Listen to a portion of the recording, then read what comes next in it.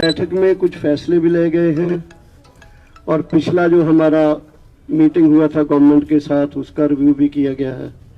आज इस पीसी में हमारे भारतीय किसान यूनियन दोआबा के मनजीत सिंह राय हैं, विकास है हरियाणा से, योगेंद्र यादव जी हैं, युद्धवीर जी हैं, गुरनाम सिंह चमूनी जी हैं, तेजिंदर सिंह विर्क हैं जो हमारे गाजीपुर बॉर्डर पर हैं उत्तराखंड से, जगमोहन सिंह जी हैं पंजाब से, भारतीय किसान यूनियन डगौंडा से।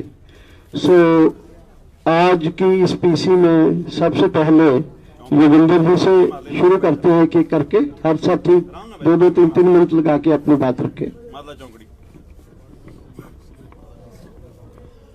साथियों, किसानों का ये ऐतिहासिक आंदोलन अब एक निर्णायक दौर में पहुंच गया है। 30 तारीख की जो वार्ता है उसके बारे में मैं इतना ही कहूंगा, अभी तो सिर्फ पूंछ निकली है, हाथी निकलना अभी बाकी है। ये 50% हो गया हुआ इस तरह के जो प्रचार हैं इसमें कोई दम नहीं है। सच्चाई ये है कि इस पहला हमारा मुद्दा तीनों कानूनों को खारिज करना, लीगल राइट के रूप में हासिल करना, इन दोनों पे सरकार अभी टस से मस नहीं हुई है। सरकार ने एमएसपी पे इन प्रिंसिपल कमिटमेंट देने से भी इंकार कर दिया है। इसलिए जहां एक तरफ वार्ता चलेगी वहां दूसरी तरफ उसके साथ साथ इस आंदोलन को और तेज किया जाएगा। देश के कोने कोने में इसे लेके जाएंगे। इसकी दृष्टि से आज की मीटिंग में कई फैसले किए गए हैं कि इस आंदोलन को तेज करना, देश के कोने कोने में ले जाना और वार्ता की सफलता असफलता से लिंक करके प्रोग्राम बनाना, उसकी सारा कैलेंडर आज बनाया है जो हमारे साथी पेश करेंगे। शुक्रिया।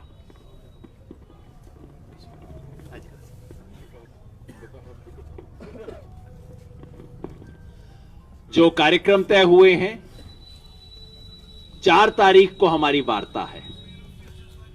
अगर उस वार्ता में परिणाम संतोषजनक नहीं निकलते हैं तो 6 तारीख को केएमपी पे मार्च का जो प्रोग्राम हमने पहले 31 तारीख के लिए अनाउंस किया था, लेकिन 30 तारीख को सरकार कम से कम नाखून कटवाने पे तैयार हो गई थी, इसलिए हमने उसको पोस्टपोन कर दिया था। वो प्रोग्राम 6 तारीख को किया जाएगा केएमपी पे मार्च का। नंबर 2, शाहजहांपुर बॉर्डर, जहां हम पिछले 20 दिन से बैठे हुए हैं, अगले हफ्ते में कोई डेट अनाउंस करके अगर हमें प्रोग्रेस दिखाई नहीं देती तो हम अगले हफ्ते में कोई डेट अनाउंस करके शाहजहांपुर बॉर्डर में भी आगे की तरफ बढ़ेंगे। नंबर 3, 6 तारीख से लेके 19 तारीख तक जो 2 हफ्ते हैं, 20 तक, 6 तारीख से 20 तारीख तक 2 हफ्ते में पूरे देश में देश जागृति अभियान चलेगा। देश के कोने कोने में रैली तारीख को उसको बनाने पर विचार किया जाएगा। 23 तारीख को 23 जनवरी नेताजी सुभाष चंद्र बोस के दिवस पे किसान को चेतना के लिए एक विशेष दिवस की घोषणा की गई है। ये सब कार्यक्रम आज तय किए गए हैं। इसके साथ मैं जोड़ना चाहता हूं कि हमारे जो पहले इंपॉर्टेंट प्रोग्राम हैं वो है अडानी अंबानी के कॉरपोरेट के गुड्स और सर्विसेज का बाइकआउट, वो लगातार जारी है। अडानी के फॉर्चून प्रोडक्ट्स और दूसरा अंबानी के जियो से इंपोर्ट करना, उसके पेट्रोल पंप्स, उसकी मॉल्स है जो उनका बाइकआउट करना, ये प्रोग्राम जो है ऑलरेडी हमने दिए हुए हैं। इसके साथ ही एनडीए उसके पार्टनर, बीजेपी उसके पार्टनर जो है एनडीए में, उन पार्टनर्स को, उनके इलेक्टेड एमएलएज, एमपी, मिनिस्टर्स को, लीडर्स के खिलाफ पूरे देश में अभियान चलाना, ताजो वो जो जिन्होंने ये कानून पास किए हैं वो इस गवर्नमेंट को छोड़कर वापस आए, किसानों की सपोर्ट में आए। ये तीसरा है कि हरियाणा पंजाब में टोल प्लाजा जो है खुला है, वो खुले रहेंगे। प्रधान जी, बाबा रामदेव ने, हाँ जी, ये किसान एकता जिंदाबाद जिंदाबाद जिंदाबाद। आज 37वां दिन है हमारे इस आंदोलन को, और जिस प्रकार का आज तक का सरकार का रवैया रहा वो बहुत ही निराशाजनक है। और ऐसा लगता सरकार किसान को बहुत हल्के में ले रही है। किसान का धैर्य भी चूक रहा है। आज हमारा नौजवान मचल रहा है। ये नेतृत्व एक सीमा तक ही उसे रोक सकता। केंद्र सरकार जिस तरह से सोच रही है कि ये 37 दिन से जिस तरह से बैठे हुए हैं, इसी तरह से बैठ के इसको भी अगर शाहीन बाग बनाना चाह रही है तो वो उसकी गलत फहमी है। शाहीन बाग को उनकी पुलिस ने उठा दिया था और वो एक समय पे, और वो सोच रहे थे कि जिस दिन चाहेंगे इनको भी उठा देंगे। नौबत नहीं आएगी। हमारा किसान एक्शन के लिए तैयार बैठा है। मैं चेतावनी देता हूं सरकार को, जिस तरह का रवैया अपना है, वो जो 2 बातें उन्होंने की, वो विषय जो है वो हमारे ही थे, मांग हमारी थी, लेकिन हम 1 और 2 जो मांग है हमारी, उस पे हम बिल्कुल अडिग हैं और कोई भी समझौता उन पे करेंगे नहीं। जैसा योगेंद्र जी ने बताया, एमएसपी पे वो जो किंतु परंतु कर रहे थे और 3 बिलों को कह रहे थे पेंडिंग डाल के चले। पहली प्राथमिकता हमारी वो तीनों कानून और एमएसपी है। सरकार 4 तारीख को अगर सकारात्मक रूप पे नहीं आती और निराकरण नहीं करती है तो निश्चित तौर पे किसानों को भी कड़े फैसले लेने पड़ेंगे। उसकी जिम्मेवार सरकार होगी। सभी मीडिया वाले भाइयों को नमस्कार। साथियों, जैसे सरकार बार बार प्रदर्शित कर रही है कि हम एमएसपी तो दे रहे हैं, एमएसपी तो देंगे ही, लिखवा लो। अब इस बात पे जो है वो डिस्कस चली थी पिछली मीटिंग में, और जो बात ऊपर के सामने आई है वो उन्होंने ये माना है कि हम इसको नहीं दे सकते। कमेटी बना सकते हैं, इसके लिए कमेटी बना सकते हैं, जो हमने उसको इनकार कर दिया है। लेकिन जो देश के सामने वो नक्शा पेश कर रहे हैं गुमराह करने के लिए, वो बात पिछली मीटिंग में स्पष्ट हो गई है। सरकार की तरफ से जो कहा गया है वो एमएसपी पे सहमति वो नहीं दे रहे हैं। हम उससे गारंटी का कानून मांगते हैं कि हमारी जितनी देश में पैदा हुई, क्या वो सारी खरीदेंगे? लेकिन वो जो कह रहे हैं जितनी पहले खरीद रहे हैं 6 से 8%, बस वही पे तैयार हैं, उसके आगे वो नहीं बढ़ रहे हैं, जबकि ये हमारा अधिकार है। इसमें तो कानून बनाने वाला जो है वो मैटर कुछ मैंने ही नहीं रखता, बना ही देना चाहिए, क्योंकि न्यूनतम भाव है, न्यूनतम, कम से कम, और वो कम से कम हमें नहीं मिल रहा। और पिछले 15 साल का जो आंकड़ा है वो ये बता रहा है कि पिछले 15 साल में हमें न्यूनतम से 45 लाख करोड़ कम मिला।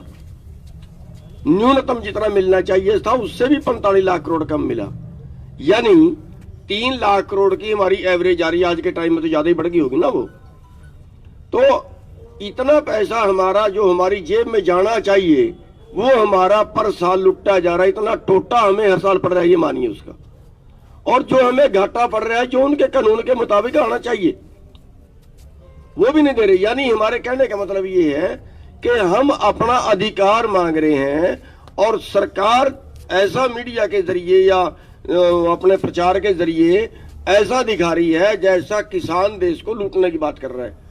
अपनी मांगों पे ये आगे जो है ये झुक नहीं रहे हैं, ये बात नहीं कर रहे हैं, ये अकड़े हुए हैं, ऐसा प्रचारित कर रही है। लेकिन जब मेज पे बात आती है तो मेज पे बात में उनके कहने के लिए कुछ भी नहीं है। और जो आंकड़े दिखा रहे हैं देश के, वो ये दिखा रहे हैं कि एमएसपी ना मिलने की वजह से हम आज भी 3 लाख करोड़ से ज्यादा पर साल घाटे में जा रहे हैं। और अगर ये पैसा हमें मिले या पिछले 15 सालों में 45 लाख करोड़ और मिलता तो शायद पिछले 20 साल में जो 3.5-4 लाख करोड़ मर गए हैं, आत्महत्या कर ली है, शायद वो ना करनी पड़ती। तो सरकार कह रही है हमारे खजाने में, इतना खजाना कहां से लाएंगे? एक साल जो कर्मचारियों की तनख्वाह है, जो 7वां वेतन आयोग है, उससे जो स्टेट के और सेंटर के जो कर्मचारी हैं उनकी तनख्वाह जितनी बड़ी है, एक साल में जितनी बड़ी है, वो 4 लाख करोड़ है। और कर्मचारी केवल 3% है देश की आबादी का, और किसान 65% है देश की आबादी का। और आज जो पूंजीपति मार रहे हैं वो 15 लाख करोड़ हो चुका है देश का। तो मेरे कहने का मतलब ये है कि हम जो मांग रहे हैं वो अपना अधिकार मांग रहे हैं, और सरकार उसको भी देने के लिए तैयार नहीं है। और उसके लिए जब तक वो नहीं मानेंगे, जो फैसला हुआ है वो तब तक आंदोलन जारी रहेगा और आगे उसको बढ़ाते जाएंगे, जैसा हमारे पहले भाई बता चुके हैं। Thank you. धन्यवाद। पत्रकार साथियों, आप सभी सम्मानित बैठे हैं। जैसा कि अभी भाई गुरनाम जी ने बताया, मैं उत्तर प्रदेश उत्तराखंड से आता हूं। एक पंजाब के अंदर जरूर प्रोक्योरमेंट है, जो 6% आपने बताई है एमएसपी। सबसे बड़ा मुद्दा आज इस देश के अंदर है, प्रधानमंत्री इतना बड़ा झूठ बोलते हैं कि हम फसल का एमएसपी फसल बोने से पहले घोषित कर देते हैं, जैसे कि इससे पहले कभी एमएसपी घोषित ही नहीं होती थी। जब से भाजपा आई है तब से एमएसपी घोषित हो रही हो, ये तो वर्षों से होता आया। लेकिन आज आप पत्रकार साथी हैं, आप जानकारी ले सकते हैं कि उत्तर प्रदेश के अंदर 900 रुपए से लेके 1100 रुपए धान बिक रहा है उत्तराखंड उत्तर प्रदेश के अंदर। और जो थोड़ा बहुत टूटा फूटा सरकारी बिका है, आज 2.5 महीने हो गए, अभी तक उसका पैसा नहीं मिला है किसान को। ये स्थिति जो तोमर जी कहते हैं कि हम एमएसपी देने के लिए तैयार हैं, उस एमएसपी का हालत ये उत्तर प्रदेश उत्तराखंड के अंदर है। तो एमएसपी बड़ा सवाल है आज देश के किसान के सामने।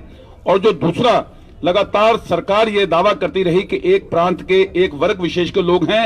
आप पत्रकार साथी यहां पर हैं, आप गाजीपुर आकर देखिए कि उस सरकार के दावे को खारिज अगर किसी ने किया है तो गाजीपुर के मोर्चे ने किया है। वहां हम पूरा पश्चिमी उत्तर प्रदेश और उत्तराखंड के सभी समाज, सभी वर्ग वहां पर बैठकर हजारों की संख्या में आज वहां पर मोबिलाइजेशन है, बड़ी संख्या में डटे हुए हैं। और उत्तर प्रदेश के तमाम जो बाकी रेस्ट यूपी था, पश्चिमी उत्तर प्रदेश और उत्तराखंड के अलावा, वहां से भी लोग आने वाले दिनों में जुट रहे हैं। और ये प्रदर्शन व्यापक, जिस तरह से आज मोर्चे के अंदर जो विचार हुए हैं कि 6 तारीख से लेके 20 तारीख तक जो 2 पखवाड़े हैं, उस भी अंदर जो है तमाम कार्यक्रम हमारे जो जिलों पे होंगे, तहसीलों पे होंगे, जिस तरह से भी होंगे, जो भी हो पाएंगे वो सब पूरे तरह से। अब ये आंदोलन जो है, ये आंदोलन पूरा व्यापक है, व्यापक विचार होना चाहिए, व्यापक इस पे चर्चा होनी चाहिए, और पूरे देश का आंदोलन अब धीरे धीरे ये तेज हो रहा है, ये हमारा कहना है। मैं जगमोहन सिंह, बीकेयू टकोंदा पंजाब। सारे पत्रकारों का धन्यवाद। यानी मैं जोगिंदर जी ने जो बात बोला उसका अर्थ ये था कि हाथी अजे बाकी है, पूछ आई है, पर ਤੁਹਾਡੇ ਚ ਰਹੀਏ, यानी पंजाबी च कहते जदा ਤੁਹਾਡੇ राही मैं ये गल सरकार तक पहुंचती करना चाहना कि पूछ अज 48 घंटे हो गए साडी गलबात खत्म हुई इस वेले सरकार नाल, ਉਹਦੇ तक पूछ साडे को पछानी नहीं जा रही कि वो हाथी दी आ, गधे दी आ, किहदी आ। क्योंकि ਜਿਹੜਾ प्रस्ताव बिजली बिल आ साम लकाई नाल संबंधित आ, ਇਹ किसान संघर्ष नहीं रहा, आम लोगों का रहा। ਉਹਨੂੰ पूरा वापस ਜਾਂ टोटल खत्म, वो प्रपोज्ड बिल ਨੂੰ ਅਸੀਂ ਰੱਦ ਕਰਦੇ ਆ। ਇਹ ਗੱਲ ਤੋਮਰ जी ने नहीं बोली और सानू पता लग चुका है। सिर्फ ਉਹਦੇ 'ਚ ਕੋਈ सबसिडी वाली गल जी भी जिथे किते सबसिडी होगी उत्थे स्टेट जारी करनगे। ਇਹ बहुत ਉਹਦੀ नीत ਤੇ नीति ਦੇ ਵਿੱਚ बहुत ਵੱਡਾ ਨੁਕਸ ਆ। ਤੁਹਾਡੇ ਰਾਹੀਂ ਕਹਿੰਦਾ ਛੇਤੀ ਤੋਂ ਛੇਤੀ ਸਾਨੂੰ ਰਿਟਰਨ ਭੇਜਣ और वो प्रेस च गल लैके आउण कि असीं वो प्रस्ताव बिल बिल्कुल रद्द करदे आ। दूजी जिहड़ी गल ਉਹਦੇ ਨਾਲ ਜਿਹੜੀ ਆਪਣੀ ਹੈਗੀ ਆ प्रस्ताव बिल तो बाद जी दूजी गल उन्होंने की है खेती खेतर वाली, वो भी स्पष्ट जरा पोल्यूशन वाले मामले दे विच वो भी क्लीयर कट रुकना चाहिए। किसानी खेती खेतर नाल संबंधित धंधे सारी किसानी नूं किसी भी तरह की पोल्यूशन वाले मामले कोई सज़ा नहीं होगी। ये भी क्लीयर कट उन्होंने एक रिटर्न अखबार च देन और सानू भेजन, अदरवाइज उसका जी एक पूछ है वो भी असी पछाण नहीं पा रहे। धन्यवाद।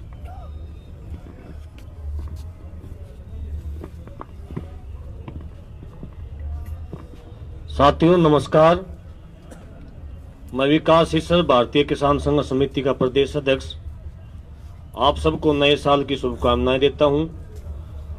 और आज की जो बैठक हुई, नए साल के ऊपर नए जोश से आंदोलन को चलाने के निर्णय हुए। विशेषकर यहां हरियाणा संयुक्त किसान मोर्चा की भी बैठक हुई, उसमें कुछ निर्णय लिए गए। एक निर्णय तो ये लिया गया जितने भी टोल प्लाजा हैं फ्री कर रखे हैं वो लगातार चलते रहेंगे। अगर कोई बाकी है तो उसको भी बंद कराने का काम किया जाएगा। दूसरा निर्णय यह लिया गया कि हरियाणा के अंदर जितने भी मॉल हैं, पेट्रोल पंप हैं, पेट्रोल पंप जो निजी डीलर हैं उनको छोड़ करके सारे मॉल और पेट्रोल पंपों को बंद कराया जाएगा। और इसके अलावा जो हरियाणा के अंदर बीजेपी और जेजेपी के जितने भी विधायक हैं, उप मुख्यमंत्री है, मुख्यमंत्री है, उनका लगातार गांव के अंदर, शहर के अंदर विरोध किया जाएगा और किया जा रहा है। और जब तक विरोध जारी रहेगा, जब तक कि हरियाणा की या गठबंधन की सरकार गिर नहीं जाती। और इसके अलावा जो शाहजहांपुर की जो घटना, तीनों कृषि कानूनों को सरकार रिपील करे, जल्द से जल्द करे, नहीं तो यह कानून जो आंदोलन है और आगे बढ़ेगा, जन आंदोलन बनेगा। एक और बात मैं आपके माध्यम से कहना चाहता हूं, क्योंकि मैं नॉर्थ इंडिया से आता हूं, पंजाब से आता हूं, और हमारे जो मुख्य फसल गन्ने की है, गन्ने का भाव नामात्र सरकार बढ़ाती है। तो इस बार पंजाब सरकार ने कोई रेट अनाउंस तक नहीं किया। तो आपके माध्यम से मैं पंजाब सरकार को भी चेतावनी देना चाहता हूं कि यह मत समझे कि यह आंदोलन दिल्ली में चल रहा है। अगर हमारे जो साथी वहां पर हैं, उनके ट्रैक्टर दिल्ली आ गए जो वहां पर हैं, वो पूरे के पूरे पंजाब की जो विधानसभा है उसकी तरफ सीधा कर देंगे। हम उनको चेतावनी देना चाहते हैं कि गन्ने का रेट, क्योंकि सीजन चल रहा है, 1 महीने से क्रशिंग चालू है, अभी तक उन्होंने रेट तय नहीं किया गन्ने का।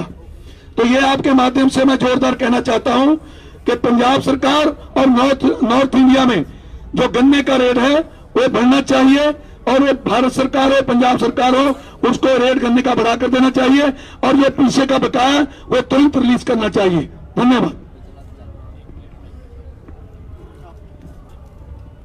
साथियों, 2 सूचना और हैं। एक तो कल शाहजहांपुर के अंदर जो घटना हुई उसके बारे में आपको पता लगा होगा कि हमारे कुछ युवा साथियों ने बैरिकेड तोड़ा और वो आगे चले गए। उसके बारे में बस 2-3 चीज सबके संज्ञान में लाना चाहता हूं।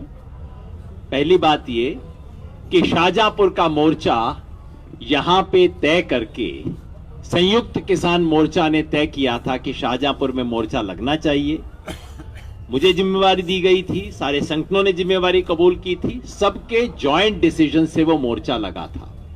नंबर 2, जो वहां की लोकल कमेटी ने सर्वसम्मति से फैसला किया था और संयुक्त किसान मोर्चा की नेशनल लीडरशिप भी उस फैसले के साथ थी कि अभी फिलहाल हमें उस मोर्चे को वहीं टिकाए रखना है। ये कम्युनिकेट हमने हमारे युवा साथियों को किया था कि भाई ये यूनानिमस डिसीजन है, लोकल कमेटी का भी, नेशनल कमेटी का भी, कि फिलहाल इस मोर्चे को हमें यहीं रहना है। तो जो साथी वहां पे बने रहे वो एक नेशनल डिसीजन का पालन कर रहे थे। तो वो मोर्चा बिल्कुल कायम है। अधिकांश लोग, अधिकांश साथी, व्हीकल, मैंने एग्जैक्ट नंबर्स वगैरह सब मंगवा लिए हैं, सब कुछ वहां है। शाहजहांपुर का मोर्चा जहां था वहां है, कायम है और कायम रहेगा। जैसा मैंने बताया, अगर हमारी वार्ता की प्रोग्रेस ठीक नहीं होती तो अगले हफ्ते भर में आपको बता देंगे कि वो मोर्चा आगे कब मूव कर रहा है, कहां मूव कर रहा है। जो युवा साथी हमारे आगे बढ़े, उनकी मैं कोई आलोचना नहीं करना चाहता। सरकार इतना थका रही है, हमारे साथियों को थकाने की कोशिश कर रही है कि कई युवाओं को नेचुरली लगता है कि बस कब तक बैठे रहेंगे, अब आगे बढ़े। उनसे हम बातचीत करेंगे, हमारे अपने साथी हैं, उनसे बातचीत जारी है, उनसे बातचीत का सिलसिला हम बनाए रखेंगे। और एक सूचना ये आपके लिए, प्रेस वाले साथियों के लिए, कल एक press conference press club Delhi में हो रही है, जिसमें 7 मेंबरी कमेटी के सारे सदस्य वहां उपस्थित होंगे, जिसमें पूरा कल 12:30 बजे प्रेस क्लब ऑफ इंडिया में होगी। आप सब सादर आमंत्रित हैं। आप अपने ऑफिस को बताना चाहें, वहां के लोगों को भेजने के लिए प्लीज बता दीजिएगा। कल 12:30 बजे 7 मेंबरी कमेटी के सारे सदस्य प्रेस से इंटरेक्ट करेंगे। जो कोर्ट में चल रहा, जो सरकार से वार्ता में चल रहा है उसके बारे में, और आगे जो पूरा प्रोग्राम है वो कल सामने अनफोल्ड किया जाएगा। योगेंद्र जी, एक सवाल है जी। बस क्वेश्चन प्लीज। ਜੀ ਇੱਕ ਸਵਾਲ ਹੈ ਪ੍ਰਵੰਤ ਸਿੰਘ ਭੁੱਲਰ ਜਿਹੜੇ ਟਰੱਕ ਐਸੋਸੀਏਸ਼ਨ ਦੇ ਉਹਨੇ ਕਿ ਟਰੱਕ ਗੱਡੀਆਂ ਲੈ ਕੇ ਜਾਂਦੇ ਨੇ, ਵੋਲਵੋ ਬੱਸ ਲੈ ਕੇ ਜਾਂਦੇ ਨੇ, ਉਹਨਾਂ ਦੀ ਫੋਟੋ ਵਾਇਰਲ ਹੋ ਰਹੀ ਹੈ ਕਿ ਕੇਂਦਰੀ ਮੰਤਰੀ ਨਾਲ ਇੱਕ ਕਿਸਾਨਾਂ ਨੇ ਫੋਟੋ ਖਿਚਵਾਈ ਹੈ। ਉਸ ਤੋਂ ਬਾਅਦ ਉਹਨਾਂ ਨੇ ਸਪਸ਼ਟੀਕਰਨ ਬਹੁਤ ਦਿੱਤਾ। ਅੱਜ ਉਹਨਾਂ ਨੇ ਇਲਜ਼ਾਮ ਲਗਾਇਆ ਕਿ ਕੋਈ ਵੀ ਜਥੇਬੰਦੀ ਨੇ ਕੋਈ ਸਪਸ਼ਟੀਕਰਨ ਨਹੀਂ ਦਿੱਤਾ ਕਿ ਮੇਰੇ ਨਾਲ ਨਹੀਂ ਖੜੀ, ਹਾਲਾਂਕਿ 8 ਤਰੀਕ ਤੋਂ ਉਹਨਾਂ ਨੇ ਪੂਰੇ ਭਾਰਤ ਦੇ ਵਿੱਚ ਟਰੱਕ ਬੰਦ ਕਰਨ ਦਾ ਸੱਦਾ ਦਿੱਤਾ ਸੀ।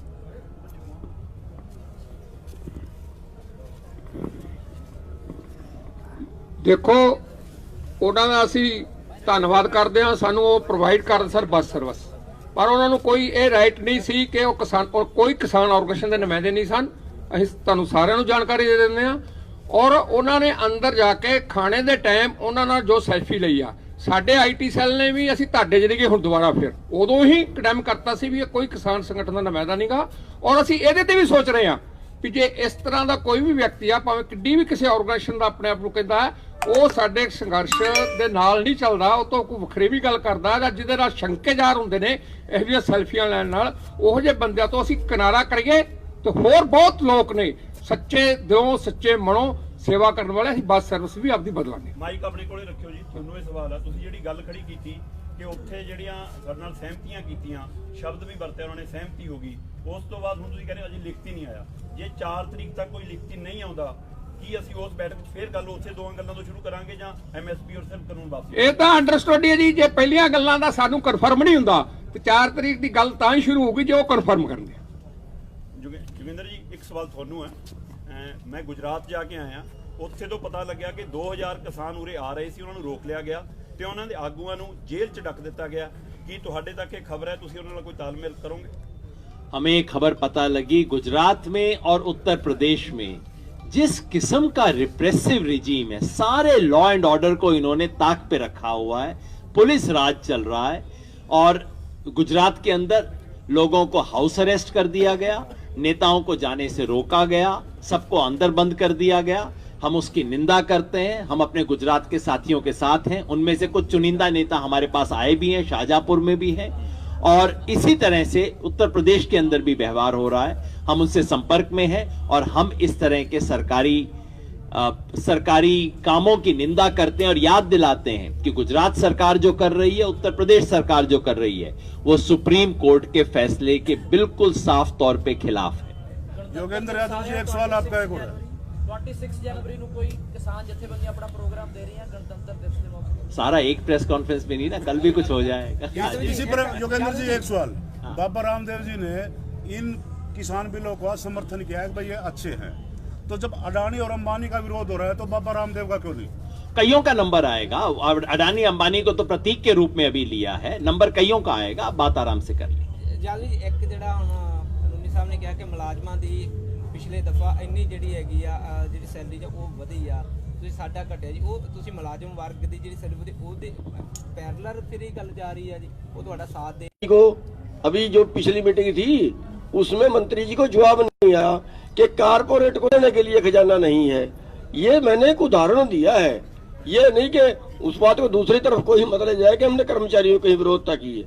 ਡਾਕਟਰ ਦਰਸ਼ਨਪਾਲ ਜੀ, ਤੁਹਾਨੂੰ ਸਵਾਲ ਹੈ ਕਿ ਜਿਹੜੀ ਗੱਲ ਆਈ ਕਿ ਉੱਥੇ ਕਹਿੰਦੇ ਉਸ ਦਿਨ ਮੰਤਰੀ ਨੇ ਬਾਹਰ ਆ ਕੇ ਕਿਹਾ ਕਿ ਸਾਡੀ ਸਹਿਮਤੀ ਹੋ ਗਈ, ਜਦੋਂ ਕਿ ਸਾਫ਼ ਜਾ ਰਹੀ ਸੀ ਗੱਲ ਕਿ ਸਰਕਾਰ ਝੁਕੀ ਹੈ। ਉਸੇ ਤਰ੍ਹਾਂ ਕਹਿੰਦੇ ਉਹਨਾਂ ਨੇ ਕਿ ਸ਼ਬਦ ਕਿਹਾ ਤੁਹਾਨੂੰ ਸਾਰਿਆਂ ਨੂੰ ਕਿ ਰੱਦ ਦਾ ਕੋਈ ਬਦਲਵਾਂ ਸ਼ਬਦ ਲੱਭ ਦਿਓ ਤਾਂ ਕਿ ਸਾਡੀ ਇੱਜ਼ਤ ਰਹਿ ਜਾਵੇ। ਹੁਣ ਰੱਦ ਦਾ ਸ਼ਬਦ ਆਪਾਂ ਲੱਭ ਰਹੇ ਹਾਂ ਕਿ ਉਹਦੇ ਅਫਸਰ ਲੱਭ ਰਹੇ ਨੇ? ਨਹੀਂ ਉਹ ਕੋਈ ਐਸੀ ਬਾਤ ਨਹੀਂ ਹੋਈ। ਜੋ ਉਹਨੇ ਕਿਹਾ ਉਹਦਾ ਜਵਾਬ ਉਹ ਦੇਣਗੇ।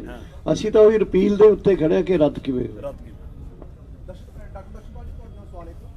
ਦਰਸ਼ਨਪਾਲ ਤੁਸੀਂ ਵਾਰ-ਵਾਰ ਕਹਿ ਰਹੇ ਹੋ ਕਿ ਇਹ ਗੈਰ ਸਿਆਸੀ ਅੰਦੋਲਨ ਹੈ, ਲੇਕਿਨ ਇਹ ਵੀ ਕਹਿੰਦੇ ਹੋ ਕਿ ਤਿੰਨੇ ਖੇਤੀ ਕਾਨੂੰਨ ਫੈਡਰਲ ਢਾਂਚੇ ਦੇ ਉੱਤੇ ਇੱਕ ਡਾਕਾ ਹੈ, ਤੇ ਕੀ ਇਹ ਸਿਆਸੀ ਸਵਾਲ ਨਹੀਂ ਹੈ?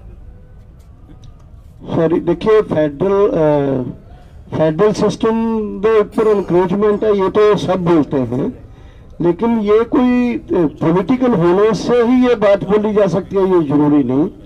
क्योंकि मैं भी एक पंजाबी हूँ और पंजाब के नाते मैं जो बाकी प्रांतों के लोग हैं उनके लिए भी इसी तरह की ये उत्पीड़ित बात है जैसे हमारे लिए है। So that is one basis जिसके ऊपर हम इन कानूनों